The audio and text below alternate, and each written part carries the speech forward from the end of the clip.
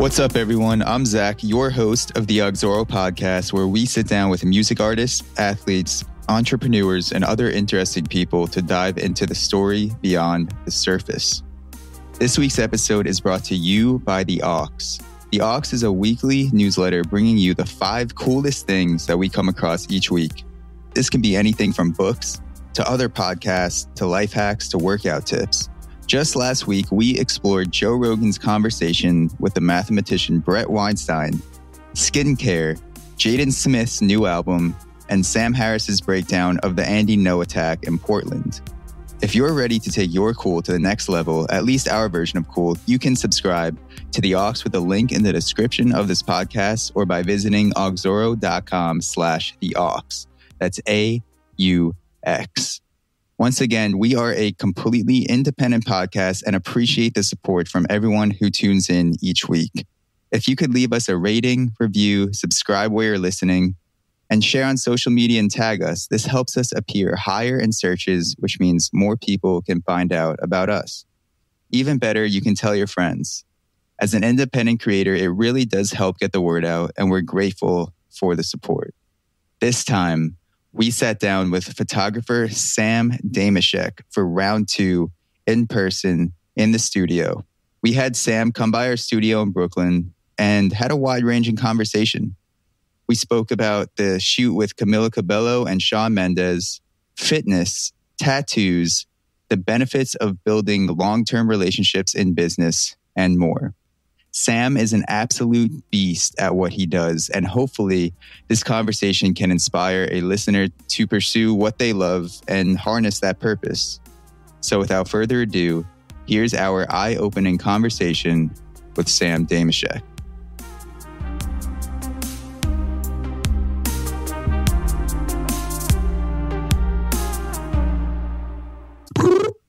Yeah. Now that you made that sound.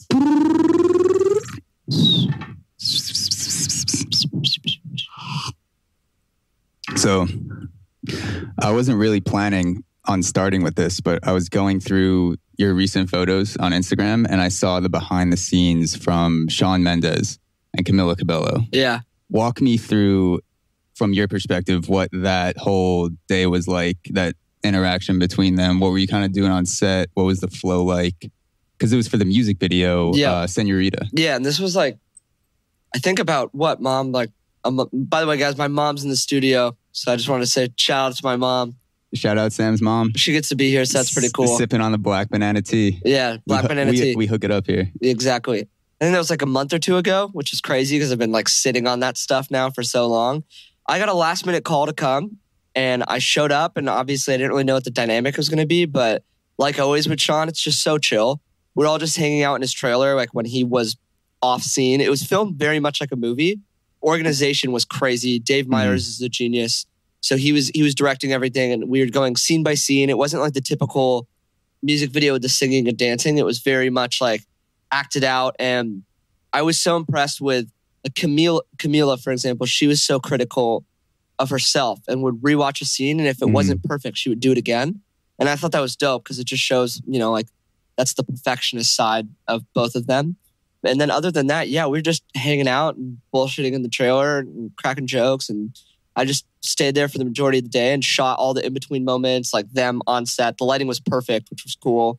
Overall, pretty cool experience. For you, is someone behind the scenes telling you what they want some of the shots to look like? Or you just kind of jump in when you see something and then wait? That's why I think I might have really liked shooting BTS for this more than something else, is I wasn't the only photographer, which in some situations is not the best because then you're almost competing for shots. But in this situation, it was me, my best friend Connor, who's Shawn's videographer, and then I'm not sure of the other guy's name, but there was another photographer there, and it kind of allowed it where there was enough people covering everything that I sort of just had control of like what I wanted to shoot. So a lot of the photos were, like I said, us just hanging out, and then some of them were on set, and then like the moments, between hanging out and going to set. And I was like just blown away with how many genuine moments I caught, laughs and all that kind of thing. And it was all shot on film, of course, which was, it was sick. He loved the photos, made me happy. Definitely an experience for the books. I was honored to be there. I think that this video and this song will go down in history I believe it's like... It feels monumental. Just looking at it now in the moment, looking at some of the photos and the video, having two people that are already in the spotlight, but still on the rise. That they're so young, 20, I believe. And then Camila is around the same age, I'm assuming. It's unbelievable to think that Shawn's the same age as me. I try not to think about it because I'll be like standing in one of his venues looking at like a 40,000 person sold out arena, and it's just kind of... Yeah, but you're also standing there too. I mean... And documenting, you're in charge of documenting that experience and translating it to the people, so you have that responsibility. But yeah, no, definitely pretty sick. I think it actually just broke the record for... Here, I'm going to look this up so that I don't mess this up. But yeah, I was watching the behind the scenes video they shot too. I think they just posted it yesterday or 2 days ago. And it seems like they're both extremely mature for their age and what they've been through, but also know how to let go and let the emotions flow from behind the scenes, which is probably super fun to shoot. Like they were shouting at each other, screaming and yelling, and they're getting in the zone and all that shit. Exactly. It's like, it's a very controlled professional environment, and Shawn's like super introspective. He meditates. He's like a super healthy dude. Like it's all really calm. Everyone's chilled. It's high energy, but not in the sense of like stress by any means. Mm-hmm. It was like probably the least stressful set that I've been on. Every time I'm on a music video set, like someone's stressed out, and I don't think I felt any stress in the air. But at the same time, like, yeah, he would take her wigs and like put her wig on and run around, and they'd be yelling at each other, and just like everyone's having fun. Or just having a kick-ass time. When I was watching it, it kind of reminded me of some of the behind-the-scenes footage from Fresh Prince of Bel-Air. My older brother, Matt, who's sitting here right now, shout out, Matt, for controlling the sound. But Will Smith would like run around set and start a train of people, just like a conga line, just like in the zone shouting like, woo, let's go, like trying to fire people up. And it like reminded me a lot of that energy, which is what you need if you're shooting something monumental. You almost need someone 100%. Like that, like Shawn and Camila and the other people in charge to kind of detach from that pressure and just be like, let's just have a fucking blast doing this. Like, let's just have a good time. Exactly. I mean, if you're having a fun time creating something like that, it's going to show, especially like on camera, just everything. So you've been posting some stories of you working out recently, getting after it. Yeah, in the gym. We're getting pretty after it right now. How has working out been a part of your life? Has it always been a routine, or is it something that's more recent? You know, this is a great question. I love this question.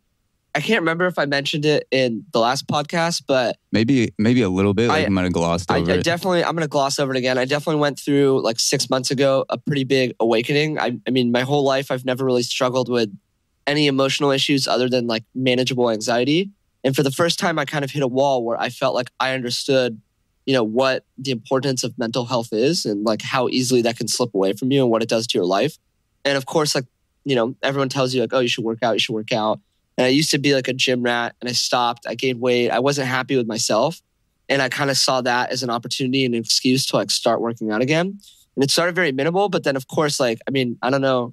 It looks like you work out. I try. But thank you. I feel like with anyone, as soon as you start to see results physically and mentally, you kind of just, I mean, for me, become addicted to it.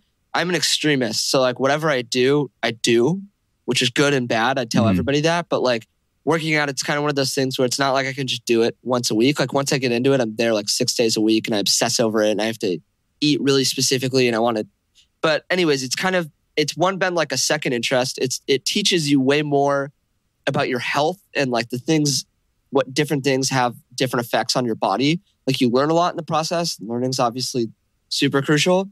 But just as far as my focus, my happiness, my everyday, let's call it energy, you know, like waking out of bed and your stamina, regardless of the amount of sleep you're getting or the ability to, I don't know if I'm like articulating this correctly, but I would just say overall, my focus has been 100 times better. I used to have to take Adderall to focus in school because I've struggled with ADHD.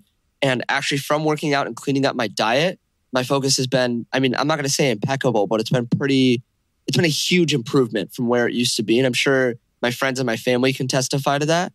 And I 100% attribute that to like working out and eating healthy. I also think this is a big thing that I've never been able to touch on. Hit me with it. I think that one of the biggest problems, especially for artists, is starting a project and not finishing. It's really easy to want to do something it's pretty hard to start it. It's even harder to continue with it. Like even with I made a third Instagram account. I need to make some backups. I made a third Instagram account like 2 months ago, and I had like this total vision for what it was going to be. It was going to be all black and white photos, and I was going to do it. I literally made it. It lasted 3 days. I didn't touch it until 2 days ago. And then 2 days ago, I completely rebranded it, and now it's something else, and now I'm going to stick with it. But the way that this ties in is if you're going to say, okay, I'm going to go work out, and I'm going to run 3 miles, and then I'm going to lift. It's really easy at 2.6 to be like, okay, like I've done enough, I'm done. But I personally think that if you can stick it all the way through until it says 3.0 and finish exactly what you set out on starting, that plays into your everyday life.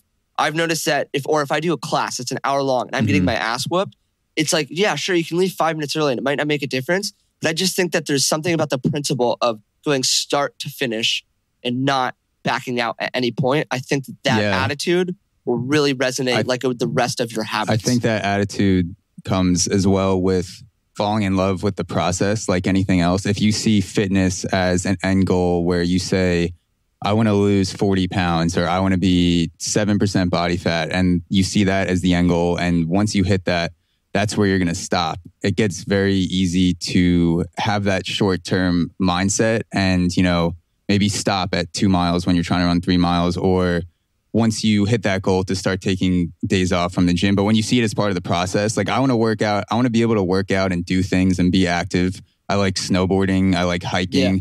I want to be able to do that until I die. Like whatever day that is, like I want to be a 70-year-old dude on the mountain being able to like snowboard and be limber. Mm-hmm. So my workout goals have changed. I started when I was playing baseball in high school, working out consistently. And so that's a lot of strength. Yeah. A lot of, quick twitch motion, trying to lift as much as possible, but also be like super fast on the field.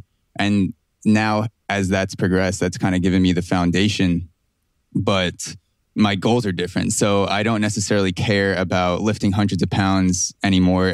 Every once in a while, I think it's good to stress your nervous system, like to get in there, because sometimes there's no other way to get that feeling than just loading up plates on the trap bar and deadlifting it or squatting a shit ton of weight. Like you're like charging up your central nervous system. Yeah. Like you feel fucking incredible. But most of the time I'm getting in there, I'm repping stuff out. I have a lot of, I want to look good, but I also want to feel good too. I don't want to be sore every day. And it's crazy the effect that it has on you when you're doing it consistently. Because sometimes when I stop, I have an internal clock in my head where after 2 or 3 days out of the gym, I feel like like a bug to get back in. You feel weird. I think it kind of comes from my dad. My dad, probably the last, 30, 40 years of his life. Yeah, his whole life has been, he played a lot of sports, and then obviously that transitioned to fitness. He's done like 13 Ironmans. And of course, so I kind of grew up around that. And he's gone through some rough patches, and the thing he's always sworn by that's got him through sticky situations or like mentally feeling unwell is just the consistency of whether it be going swimming, riding his bike, running, lifting. Mm-hmm. Like that's been his thing, that he's like, this is what will save you 10 out of 10 times. This is what keeps you going. This is what will make you feel better always. And I took his advice. It was some of the best advice I've ever received. So, are there any fitness accounts or YouTube accounts that you grab some essential workouts from that are staples? No, because I've learned everything from working out with people that know more than me. Just like another thing that plays. Exactly. That's another thing that plays into anything. Surround yourself with people that are better. Surround yourself with people that are better than you. That's like, I would literally just, when I first started going to the gym, I'd work out with people that had different goals or like different body types and whatever, and kind of pick and choose my favorite things from each person and build like my own routine.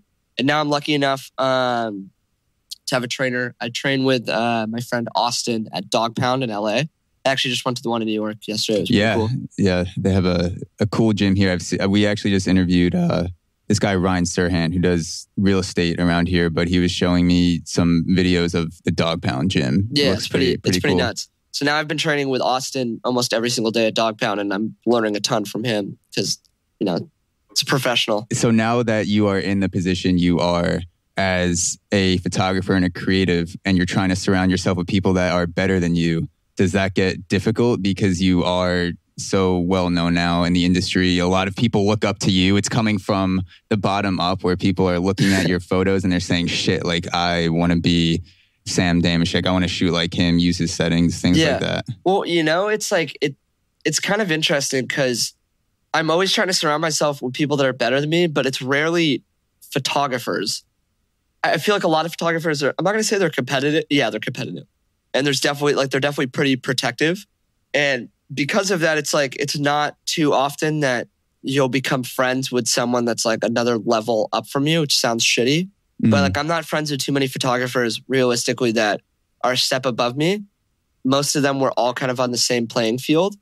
But from that, like you still build off of one another and like the people that are, you see, I'm always willing to help out other photographers as long as like, the favors reciprocated. Like my buddy Max, he totally helped me plan my first workshop, told me like what to do. And if he hits me up and he's like, yo, I want to shoot this model, I'm like, here you go, group chat, like boom, let's do it.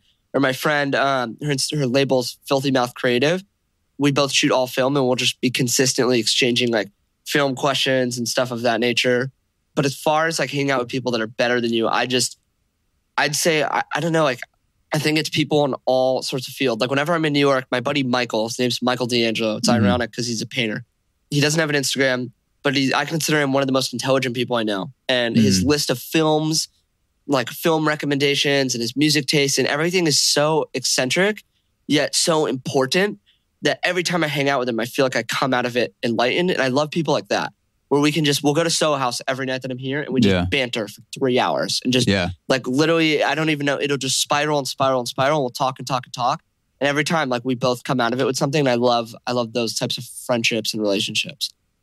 That's where I feel like I really grow, not only as a podcaster, but just being able to interact with people in person when you're having those conversations where you're just picking each other's brains just for the sake of it, because you want to learn, you want to get better for the sake of getting better. It's not necessarily for content.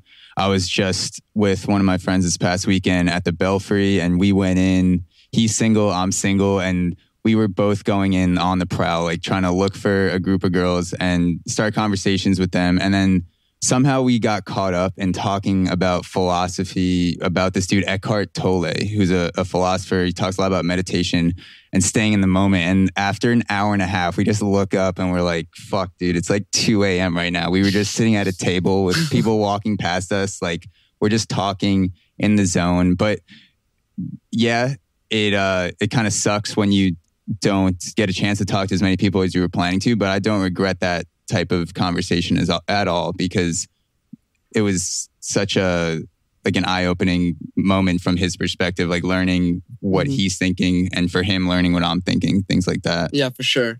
So on set, when you are shooting someone, there has to be that level of comfortability, but also beauty at the same time.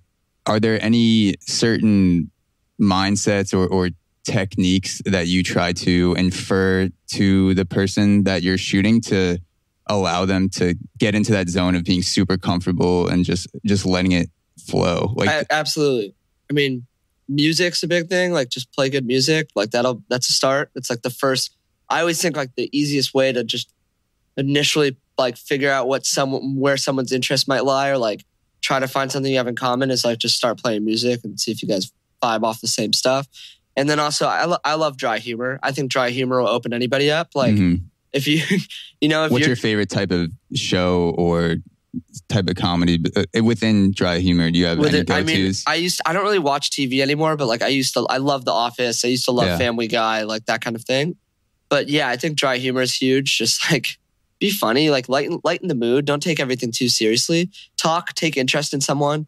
I feel like just breaking the silence, playing good music, like it's all energy. Everyone can like feel, like pure attracts pure. Like just, if you just present yourself in a way that's very approachable and comfortable and you're comfortable, like that'll translate into whoever you're with. I think the first few minutes or the minutes leading up to actually shooting someone or pressing record for a podcast or whatever sort of creative exploit you're doing is so essential when you're trying to build a level of comfortableness. There were times when I first started podcasting about a year ago, I'm a naturally shy introverted person. Like I have to get into the zone to do a pod. Like right now, this is not my normal outlook. Like if I'm, sitting around, I usually, I spend a lot of alone time. I have to get myself like amped up for a podcast, or like when I'm about to go out, you just got to get in that zone. Yeah. But that first few minutes before, I used to just like lock up or be backstage or in a hotel room, and I'm just like sitting there. I actually have something that sort of plays off that. I think you're completely correct. And because for that reason, almost always, unless it's like really out of the way, if I'm shooting with someone, I'll offer to pick them up. Because then that just like, and they're always thinking, oh, like, it's so out of the way. But like, I personally think that one, obviously it's a nice gesture. Mm-hmm. And two, that gives you an opportunity, whether it be a 10 or 35-minute car ride, to like kind of break the ice before you even get in to shooting. And then, like I said, the music thing, like, I think music's huge. You know how everyone's like, oh, what's your sign? Like, Gemma, Taurus, whatever, I'm a Gemini. I've Gemma, never, Taurus, Cancer. Yeah, like I never got into that. For me, like the first thing I always ask is what type of music you listen to, and that's like my version of a sign. Mm-hmm. Because it's like if someone's like, oh, I love the Sex Pistols, I'm like, okay, I literally with my eyes closed could probably be like, I got a playlist for you. Yeah, this is how you dress. Like this is probably like your outlook on a lot of like, you know what I'm saying? Mm-hmm. So it's like, boom, get in the car, play some good music, talk, how's your day going? Like complain about traffic together. And then it's like instantly there's a little bit of a bond and then you start shooting. So totally feel you. Music is definitely a go-to for me. Not only in social situations where everyone can hear it, but I mean, my brother knows too. Sometimes I'm just walking around my apartment with my AirPods in, just like vibing out, trying to think of ideas or like trying to get in the zone for something like all the time. I never have, I almost wonder if it's bad, but I like never have silence. I sleep with white noise on or piano. And then when I wake up in the morning, I have a playlist on my Apple Music. I'm plugging myself right now called Self-Reflection. And it's just like, it's songs that I've found that calm me down, but also wake me up in a way and like I can think to. So in the morning when I wake up, I'll either play that or I'll play just straight classical. And like, that's like how I wake up. And then like, I have certain musics that come in at certain times of the day based on what I'm doing. But there's always, whether it's music, luckily I have no neighbors in my apartment. So I blast that shit so loud through a sub. There you go. I'm either like blasting music in my apartment or if it's the morning, I have my AirPods in and like, but regardless, I always have music playing. Music changes the game for writing, especially for me, or if I'm doing research for a podcast. I could throw on a lo-fi playlist or like classical, like you were saying. Mm-hmm. And then 2 hours just flies by. I'm just so locked in the zone. And lo-fi's that's the secret. Lo-fi playlist on Spotify. It's fire. Yes. That is my go-to. Lo-fi hip hop type beat, like just so much hour long lo-fi type beat. It's funny that you bring up the music too, because before I had actually seen some behind the scenes shoots of photo shoots or before I had seen people actually doing them on the street, I thought, and I'm sure a lot of other people can tend to think, that you're just posing and kind of like standing there still and waiting for the photographer to get that shot. But it's so fluid. Like it's so like people moving around and like going to music and stuff. And it's like a dance. Well, I think it's fluid for the people that know what they're doing. I think that plays into the comfortability and like what makes a good photographer. Because look, I've stood in and watched people that don't know what they're doing, like shoot, and it does feel stiff. And it feels weird. And then there's like there'll be this awkward moment where the model's like, oh, what do I do? I think that like what makes a good shoot is making it feel. I always tell whoever I'm working with, like, yo, I'm just gonna play music. I want you to be you in your own little environment. Like I want you to feel isolated, like I'm a fly on the wall. And you're in like whatever place is most comfortable to you. I was like, just move, just do your thing. And like, I'm just going to shoot around until I figure out the angles and I'm going to document you. And that's how it's going to go. And I like just try to like keep it at a pretty consistent pace and make it feel like super, I don't know, at home and natural. If you're in a situation where it feels like something can be off or the uncomfortability isn't totally there, what do you do at that point? I'm pretty straightforward about it. I'm like a very non-confrontational person. But if I feel like something's off, I'm like, hey, are you okay? Like, is everything all right? Kind of like a therapist approach. I'm going to sound super cocky for a second, but it's a quality of mine that I can acknowledge and I'm proud of. I'm going to say that 9 out of 10 times, if I'm just not vibing with someone, it's them and not me. I'd like to say I can get along with literally anyone. Like I don't have issues with anybody. I don't think I have any enemies that I'm aware of. and I can pretty much, I'm fluid. I can fill into any social situation and get along.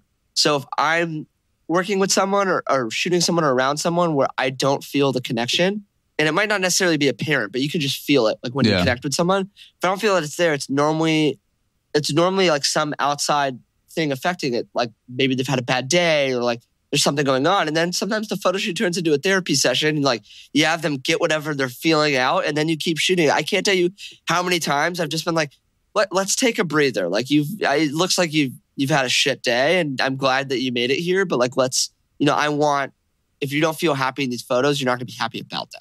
It sounds like you're an emotional chameleon. I'm a pretty. You can adapt to whatever the person is throwing at you that day and make it work. I lead with empathy. I'm pretty intuitive, and I'm like really big. It sounds corny, but I'm just so big on people's energy and like how I feel when I'm around them, how I can make someone feel. You should start slapping them for a therapy bill too on the side besides the photo. Like here you go. $200 an hour. Sam Dameshek therapy. No, that's your fourth Instagram. Honestly, dude. People booking sessions. My fifth one will be Sam Dameshek Fitness. Oh there my you God. go. Stop. Don't give me ideas, dude. I don't know how to keep up with all of it. I have a notes app on my phone. I just think of just random shit. And once every couple of weeks I go through it. I'm like, dude, my that notes was stupid. That was a drunk idea. That one, maybe. Let's see if that one's there. But I just have my like notes are stacked. It's a problem. Yeah. How's that coffee? It's pretty good. Shout out Nespresso. They should sponsor us. Bro, Nespresso's insane. If George Clooney is listening to this right now, toss us the endorsement. Is he? I think he represents Nespresso. I don't know if he's involved ownership wise. I should DM them. I need to start DMing food and. He's got that place on Lake Como in Italy, I think it is, or somewhere. He's got that huge mansion. George Clooney. Yeah, it's probably all right. It's probably pretty cool. On the Nespresso note, I just want to put it out there. Maybe someone can answer this in the comments. I think the coffee in Europe in general, but London hits different, bro. Like before we came in here, I was talking about how coffee doesn't affect me. And I would make an espresso like every morning in my hotel room and I would be wired, bro, for like 2 hours. I don't know what it is. It was the same way in Greece. I was in Greece with my family a few years ago and they gave us this coffee with kind of this black. It had like the black grinds, kind of like the tarry substance at the bottom. That's like the espresso Americano, very and I drank it, and I was drinking coffee pretty consistently, like I am now, and that shit just hits you in the face. I'm like, oh my God, it's cool. This is incredible. So, you've also been in photo shoots from the other side of the camera, where you're the model. As of recently. What have you learned from being on the other side of the camera, or how has your perspective changed being on the model side? I've learned that it's actually like more of a creative output than I think people realize. I, for a long time, was like, dude, modeling would be so boring. Like, I don't know like what I would do if I didn't have control, if like I didn't have the ability to like create and direct. But I've realized that that's in the model's hands. I learned that from two things. I learned that from my friend Emma Bello was nice enough to shoot my ugly ass, and she made me look way better than I actually look. And I had so much fun, and we bounced off each other creatively. And like when I felt like I was in sync with her vibe, and she was liking the photos, it gave me like such an insane feeling. And I was like, I want everyone that works with me to have that feeling. And I also realized that creatively, like you do have a lot of input as a model if you choose to do so. And another person that kind of showed me that when I wasn't in front of the camera was my friend Kaylin Russo. She's also a musician. She'll always be one of my favorite people ever to shoot because I remember the shoot initially wasn't going as planned. The location that I was very set on, we got kicked out of super fast. We weren't able to work there. I was kind of stressed because I was very excited to work with her. And she, just as much as I did, took the shoot by the balls and was like, let's do this. Let's do this. She was suggesting things that I would have never thought of. And then I would bounce off of those things. Like she insisted on having her AirPods in the full shoot. While she was shooting? And I was like, okay. And then I like looked at the photos. It's like, I love this. I don't know why, but I love it. And she titled it. She had like a title for what she think we should call it. She like would smash chocolate in her hands and like it. While she was. Yeah. So we were doing like a Valentine's Day shoot. And initially I was like, let's do red lingerie at the flower shop. And she's like, no, that's too predictable. Like, I'm going to wear this. I'm going to have a box of roses. And then I was like, let's go to that freeway overpass. So we went to the freeway overpass and she looks like something like we shot like a scene out of a movie. And then we go to this house and she lays on the ground with like her AirPods in and she's taking chocolate and like smashing it in her hands and looking at it. And it was like, it just became, instead of like what you would assume for a Valentine's Day shoot, it became this like, who knows what type of love story. And that was the first time I was like, wow, like this is like, you're a hell of a model. Like when we posted it, there was no question. It was directed by Kaylin Russo and Sam Dameshek because she had just as much creative input as I did. And that was the first time that's happened in a long time. That's aggressive. So, I love that. The smashing the chocolate. Dude, she's awesome. Especially when people aren't doing things that are in that lane. It takes some balls to be confident in your ideas, especially from the model side, because it obviously sounds like as a model, you can get some direction depending on the photographer, how much or how little. But if you just come into it with an idea and say, you know, I want to smash chocolate or I want to be like biting a football or something. Like, it doesn't even matter. No, like, exactly. It's a little nerve-wracking for me to suggest ideas out there that are like very out there. So it's kind of relieving when the model like seems to get it. Like recently, I don't know why. I'm going to have to shoot this before this airs now. I've been really wanting to shoot someone smashing eggs on their head. Like that's so different for me and like not at all. I saw this music video where like this chick smashing eggs on her head. I was like, that looks so dope. I don't know. Like, it's just telling you, don't be sick. But I'm like, also like how I just don't know how to approach this. Like, I text someone, hey, you available Tuesday 3 and you want to smash some eggs on your head? I promise it'll look sick. I think something like that, you just have to go for it. You can't dance around the eggs. You got to just be like, listen. You can't beat around the bush with that. Here's my vision. I want to smash some eggs on your head. We're going to go to Walmart, Whole Foods, pick up a few dozen eggs, depending on how long the shoot is. And I'm just going to smash them on your head and shoot it. Or you're going to smash them on your head. Yeah. Or someone else is going to drop them from like a window or something. After we're finished here, remind me to show you the clip that inspired the egg smashing. Yes. I'm always down for some egg smashing clips. Mm-hmm, so I don't know how to transition from egg smashing, but I'm going to try. So do your best. Eggs have a very yellowish yolk, and someone who does have a yellowish blondish tint hair is Logan Paul. Oh. Speaking of eggs, and that was brutal. That was awful. That was tragic. It's okay. Comedic so relief. Speaking of egg hair color, Logan, I'm also a fellow blonde haired egg person. You spoke a little bit about a period where you were at Alex Marino's house, this guy who started Hawkers. Yeah. That sounds like a fucking wild time in your life where you have no idea, man. You were sitting, it sounded like you were basically on call, ready to go when he had after parties, shooting documentary, just kind of like getting the vibe. What was going on? The dude changed my life, man. I mean, also, once again, shout out to my mom for, I don't know how you agreed to like let that happen. Alex called you. I told him, I was like, dude. You don't know me, but I have an affinity for your kid and I will protect him. I give you my word. You'll never have to worry. If you trust me, I will make sure he's taken care of. I will watch over him. Shout out, Alex. It was crazy. He's got the motherly instincts. I'm like debating right now in my head like how many details I give as to like what I witnessed as a 16-year-old boy in those homes, but it was different too. Being 16, it's not like the difference between 16 and 20 is so big. So just being not even like comparable. A kid in that house. I was also like the little kid in the house. You know what I mean? So it was kind of like this. It was this cool enigma. Like I liked it. Like I love attention. I feed off of it. So I was like, yeah, like I'm the cute little 16-year-old kid. I never drank a drop of alcohol. I had a girlfriend. I was like, you know what I mean? I was a good boy. I think that's part of why she trusted me a lot too. But yeah, I mean, shit, where do I go with this? If you picture yourself as Grandpa Sam 70 years from now, telling a story to your grandkids, maybe this isn't the best way to set it up, but if you had to pick like a highlight reel, a highlight story from that moment in time, what would Grandpa Sam be saying about that period looking back on it? I'll tell you right now. You know what's funny you say that is I'm always like, the thing that I'm always telling, I write it in my notes all the time. Mm-hmm. I call them, my mom, she wants me to curse less in the podcast. So instead of holy fuck moments, we're going to call them oh shit moments. It's normal. For some reason, it's normally with my buddy Connor, where we'll just look at each other and it's kind of just this like, oh shit, like, this is really happening right now. Like this is this is an oh shit moment. And every time I have an oh shit moment, I write it in my phone. And literally it's always followed up with, how do I explain this to my kids one day? So it's funny that you say that.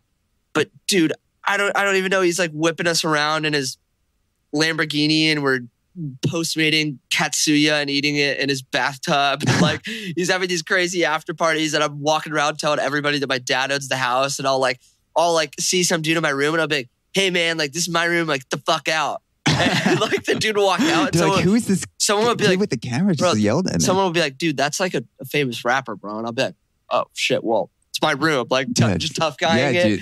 They'll be like porn stars walking around the house and they'll be like, hey, what's up? And I'm like, what do you do? And they're like, we're porn stars. And I'm like, what? Cool. I'm like, I was like, I remember me and my cool. friend. Do you guys want to take some photos? I'm about to throw Connor under the bus so hard right now, but we were like sitting on the couch and like, yeah, like we're talking to these girls that I literally was like, what do you do? They're like, we're porn stars. It's like, bullshit. Like she like pulls up her phone and like, it's like, look. And I was like, oh, like we're in Hollywood now. Like this is wild. Yeah, this is crazy. Wait, that's Connor on the phone? You gotta understand, Connor is so pubescent at the time. Just like, oh my God, like shitting his pants. Like just, it was nuts. It was wild. I've actually still all the videos on my phone from the times we'd like make flamethrowers in the backyard. We're jumping off the roof in the pool, like just shooting and making more money than we know what to do with. Like it was wild. Bro. Have you ever seen the movie Girl Next Door? No. Where you need to see it. I'll give a quick synopsis, but the main character dates a porn star. It's one of the main dudes from Alpha Dogs. I'm blanking on his name right now, but he ends up taking this porn star to prom and just has this whole after party debacle shit. And like, it sounded like the same type of interaction where the first time he met his girlfriend's friends and he was just around all of them, he was just like sitting there, didn't really know what to do with himself. Yeah, no, but yeah, check out Girl Next Door. Wait, I'm like trying to, hold on, I think, yep. Like here's my story, July 15th, 2016, in my Snapchat memories. Yeah. Let's see, like, this is back when I was living with him. So this is the backyard pool of the house. We are looking at the story from Sam's time at Alex Hawker's place. I think we gotta let it load. Oh, we can let it load. We'll let her load. So obviously you were younger back then. You were 16. Do you like being older now since people don't think of you as like that adorable, like little Sam running around the house? I kind of want to be 19 forever. I don't know about 20. I don't know if I'm liking this 20 shit. I don't know if I'm liking this 20 thing. I mean, it's cool, but look, here's the thing. 16, you're struggling for people to take you seriously. Mm-hmm. You know, I'm 19. I got tattoos. I look a little older now. So now it's like if I lead in with my Benjamin Button old soul, people generally think I'm older. I have the respect of someone that's older. And then I just come out of the woodworks with the, oh, by the way, like I'm literally a fetus. And they're like, yeah, oh my God. And they freak out. I call that the wow factor. You always want to wow. So you like having the wow factor of being young. Yeah, dude. I love the look on people's faces. But the trick is like you can't lead in with your 19 or else it's a preconceived notion. Instantly they're judging a book by its covers and that doesn't work. So you lead in with the content and you like, you know, you hide the cover, you get them like their thought and then you show them the cover. You go, oh, by the way, I'm 19. And you just I still get that when I'm 20, but I just felt like 19 sounded cooler. Yeah. I don't know. Like, now I got to step it up though. Because it's better. Well, yeah, now you have to step up your game because the older that you get, the less people are going to be surprised. Yeah, I somehow got to be making millions at 25 so that they're like, oh my God, he's only 25, you know, or else like, I got to keep it going. Yeah. It's kind of a give and take because like you were saying, there's the wow factor when you're 18, 19, but 20 years old is still young as fuck. Like I feel 20. I am 25, which I feel old. People tell me younger, but I think it's because I interview a lot of people that are around my age or younger. And I don't know. I just don't like the distancing perspective. I like being in touch with people that are growing up like in the now, like in what technology or you know, kids in high school, college using. Like I still feel like that. So like the distancing, being closer to 30 than 20 scares the shit out of me. Like sometimes I think about it, I'm like, damn, like dude, it scares the shit out of me that I'm 20. I don't know. Sometimes like I literally have to remind myself. It's weird. I have like my mindset is such a combination of really unhealthy and really healthy at the same time. It's really unhealthy in the sense that like I'm definitely rushing the shit out of life. Like but it pushes me. So like I have to remind myself every day, like, oh, you know, you're probably not going to drop dead in 6 months. Like I'll sometimes just be like, well, like, we're coming around the final bend, like done it all, man. Like this shit's wrapping up quickly. I better figure out my $1 million idea soon and buy that piece of land in the Hollywood Hills. Like I constantly feel like, oh my God, I got to have it figured out, which is good because it's pushing me to try to figure it out. But at the same time, I'm also realizing that, dude, at like, you know, at 28, if you still don't have it figured out, you got a world of time ahead of you. You know what I mean? Like, so I don't know. I'm balancing the mindset. It's good that you have that mindset, though, pushing yourself, because how many creators or, you know, people that blow up when they're 16, 17, then they turn 20, 25, then they kind of burn out and don't really know how to reinvent themselves. It's good that you have that mentality of never being content and always wanting to push it. Yep. Because if you don't have that, then someone else is going to come up from behind you, and yeah, absolutely. you never know with the landscape. Mm-hmm. No, for sure. So you mentioned getting tattoos to look older. I'm very curious about tattoos because I thought when I was younger I would never get a tattoo because I was going on the Ferrari fallacy. Like, have you heard people say, you know, you wouldn't put a bumper sticker on a Ferrari, so why would I get a tattoo? Like, kind of equating it to that. But now that I see so many beautiful tattoos, like the ones that you have yourself and other people I see around Brooklyn, other artists that I've interviewed, I think it's more like a shitty tattoo is like a bumper sticker. But if you get a great tattoo and something that complements your aesthetic and truly fits you, then that's like a detail, like paint job. Yeah, like, I mean, I don't think anyone. Yeah, I think it's less of a bumper sticker and more of like adding dope rims to your car, like a paint job. Exactly what you just said. I mean, here's the thing, like, don't get a tramp stamp. Like, yeah, then sure, you have a bumper sticker. But yeah, like, you have a bumper sticker for life. If you get something that's complementing like your body shape and like what your aesthetic is, it's just bringing it out. I don't know. It's like a nice attribute in my opinion. I also think it's not for everyone. Like, I've been drawing on myself since I was 13. I've always wanted tattoos. Mm-hmm. So it's no surprise that I have a bunch now. She's not too happy about it, but I think she's getting used to it. I like how they look because it's spread out. I'm not a huge fan of like the straight sleeves where you can't see any skin. I like the more spread out. Yeah, I like the more spread out designs. When I was looking sticker book. Yeah, when I was looking at the pictures that you had with Shawn, I saw he had the tattoo that I really like because there's so much meaning behind it. It's like the tree and the Toronto skyline and the guitar. Yeah. And he has like his mom saying "I love you" on it. But I think it would be more like, I would start with something like that where I wouldn't be getting a full sleeve. It would be more like I have one spot on my body that I know I want. And then if I that's how it's, honestly, that's how, like, bro, the first one, you break the ice, you get one that you really like. And then it kind of becomes like, okay, what's going to complement this? What do I also like? And you know, and it progressively becomes more and more. Now it's like, now I'm at the place with this arm where I'm not going to get anything that's meaningless, but I'm also like, all right, I need to fill this spot. So what's going to look good right here? Yeah. I need to fill that. And your fashion evolves too. When I didn't want a tattoo, I also dressed differently. And now when I see people, then the way I know I want it is that I see people that have it. I'm like, damn, that's sick. Like, it's I not dress just different. a tattoo. I dress differently because of my tattoos. Yeah, it's like, it's not just a tattoo. It's like an accessory. It is. Like absolutely. You see it and it's like a fashion statement. It builds the vibe. I see guys wearing earrings that I like that have rings. Like, you have some rings on that look good. Like, all the time I'm always taking mental notes. I'm like, damn, that is sick. I want to add that to my repertoire. Absolutely.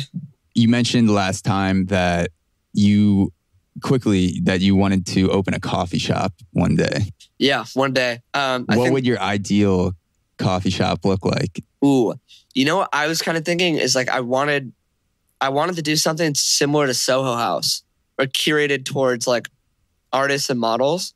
I just think it'd be so like, dude, I would love it if there was like an it coffee. I mean, there kind of is, but like an it coffee shop in LA. The inside was aesthetically perfect and like all of the tables were organized less of like a chair and table to eat and more of couches with nice furniture and dope photo books and fashion books and like maybe not a membership, but like kind of build an exclusivity around it. Mm-hmm. It'd be sick imagine if even in the back they had like a studio you could rent out or like a workspace. Like the music in there was curated very specifically. All the employees were really well dressed. Like maybe you have a fashion boutique connected to the store itself. So you get an espresso, you shop, you read, you socialize, you like that kind of thing. Maybe it turns into a bar past a certain time at night. I think that would be spot on. It's like hidden. like a creative hub. It's hidden. It's hidden. There's no label outside. The walls are black. You open a door, you come in. Like I got a vision for it. Those are the best places in the city where you just walk through like a janky ass door in a graffiti that looks like nothing. And then you walk in and there's just. I took my mom to Soho House last night in Dumbo for the first time.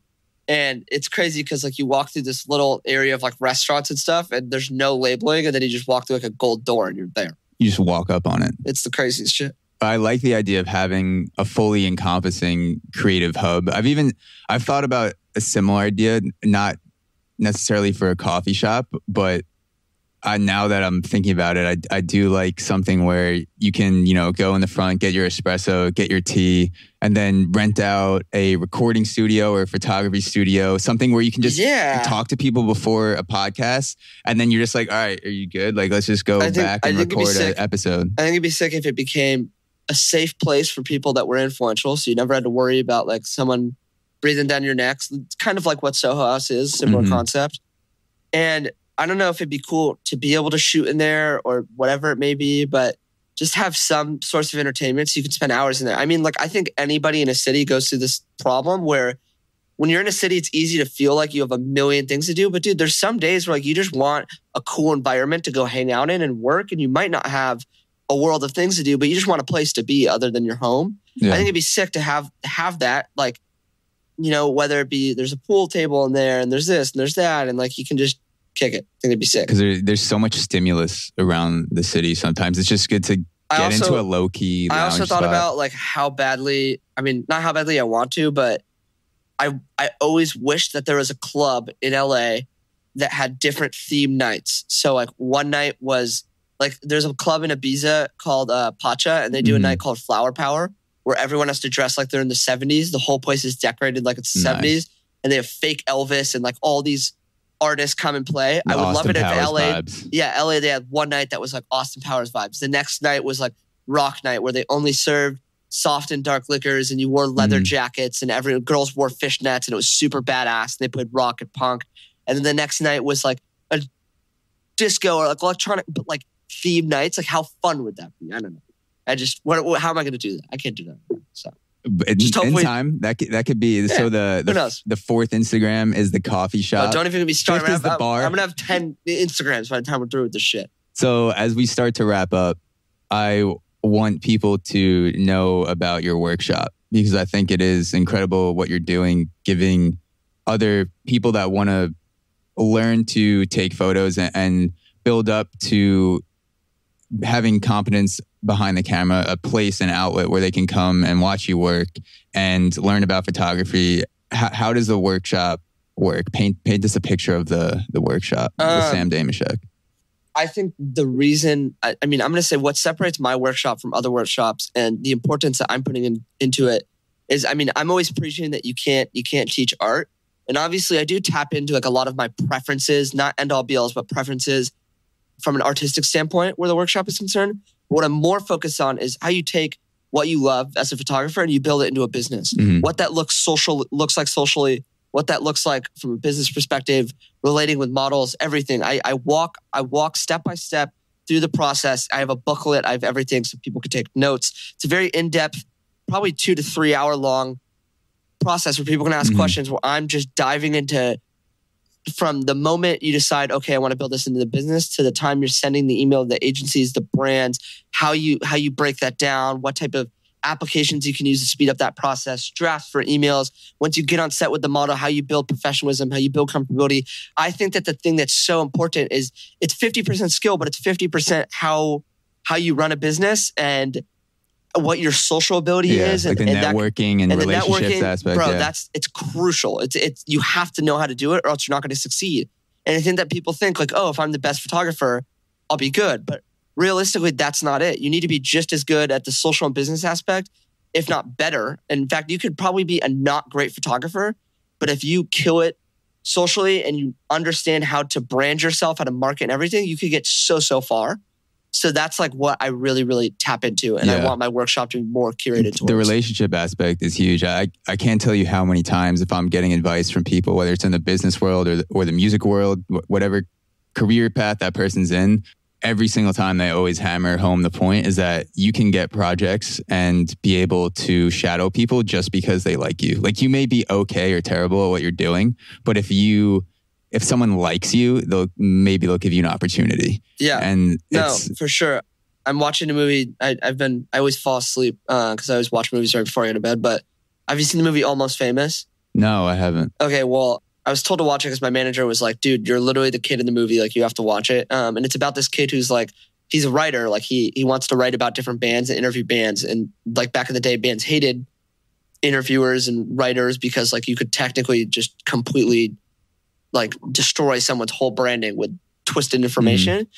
But the bands like him, so they take him on the road simply because they like him. Even though he's like one of the most famous quotes in the movie is, "We're telling secrets to the guy that's the last person you're supposed to tell secrets to," because they like him. Yeah. So it's like that's a perfect example. It's like in the movie, his success is based off of being this young kid that people like, people relate to.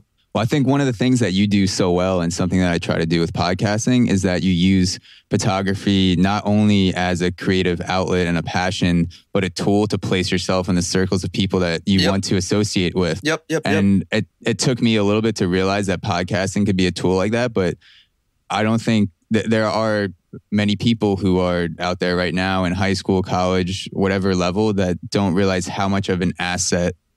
Learn how to use what you're doing as an asset to make other people want to be a part of what you're doing and reach out and offer that as like a tool or a service or a product to get into that circle of people. That's so crucial. For sure.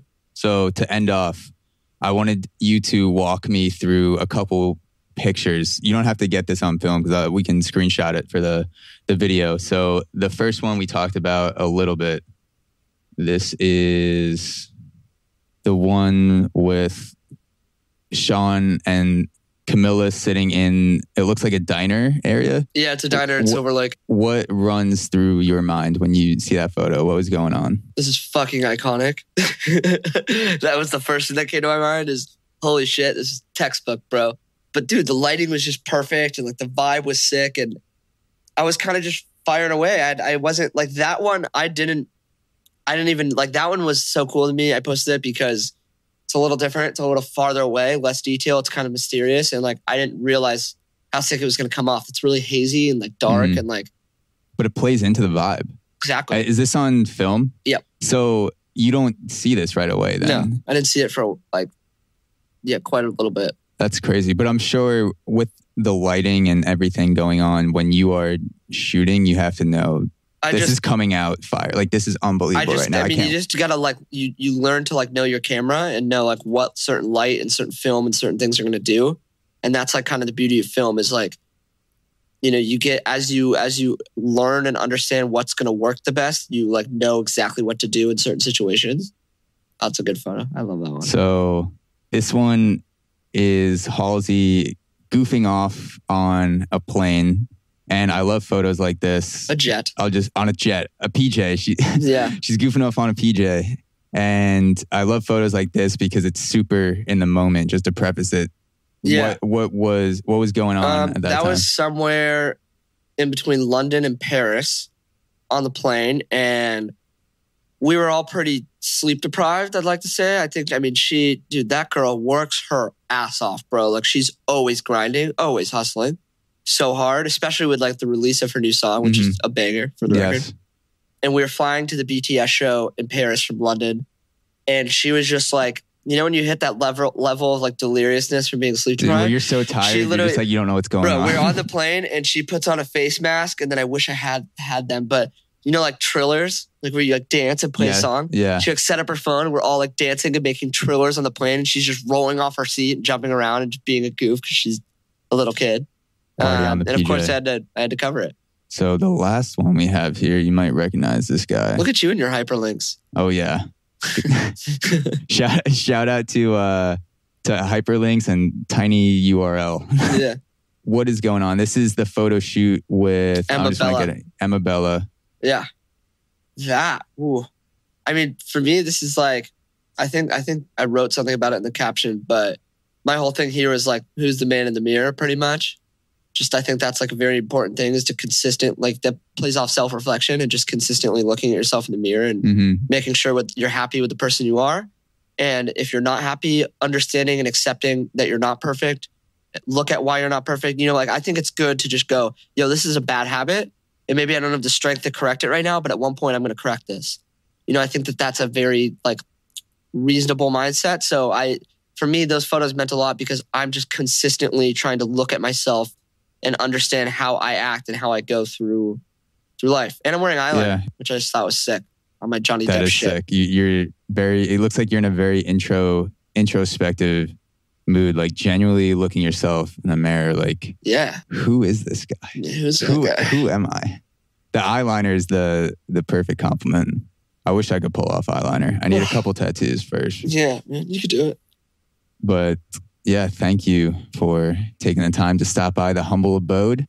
Appreciate it. Of course, man. We are... Per usual, I'm hungry as shit. I don't know what it is about your podcast, bro. It just sucks all the food out of my stomach. Dude, we get the appetite going. We're just churning out so many high quality ideas. No, I think that's what it is. I'm chatting away calories, bro. You were eating last time during the podcast. Dude, I remember you were like, yo, bro, I haven't eaten in 18 hours. No. And I was like, yo, go get food. Dude, like, last time, no, I was like another level of hungry. And I remember I was like, fuck, bro, I might pass out while I'm on the mic right now. So I was like on the computer and I'm signaling to my roommate, like, yeah, bring me food. Hand motions. And he was making me sweet potatoes and chicken on the Yeah, I remember you were like, hey, I just got back can I have a second? I slept for 2 hours, haven't eaten in 7 days. Do you mind if I go get some food? I'm just like, yo, stop talking right now. Yeah. Go get food and come back. We'll take a break. We can edit that shit out. Beauty of podcasting. Beauty of podcasting. Well, thank you so much again for your time. And we're out. I almost just smacked that. Peace. Thank you for listening to this episode of the Auxoro podcast with Sam Dameshek. You can check out Sam's work on Instagram at Sam Dameshek or by visiting the link in the description of this podcast. He is extremely active on Instagram and announces his photography workshops there as well. So if you are interested in Sam, the best way to keep track of him is to give his Instagram a follow. Also, if you haven't already, it would mean the world if you could subscribe, comment, and leave us a rating wherever you're listening. Even share and tag us on social media and tell a friend. As an independent platform, we rely on you, the listeners, to help get the word out, and it really does make a difference. So thank you so much for listening and helping us push forward what we love to do. Until next time.